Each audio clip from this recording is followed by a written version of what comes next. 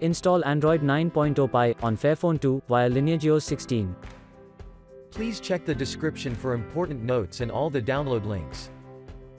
First download ROM and GApps packages, then transfer the downloaded files to the phone storage, link is in the description below. Step 2. Boot your device into TWRP recovery. Once in TWRP, click on Wipe, Advanced Wipe, and select the check boxes, as shown in the image, excluding internal storage. Step 4. Swipe the button to wipe the device.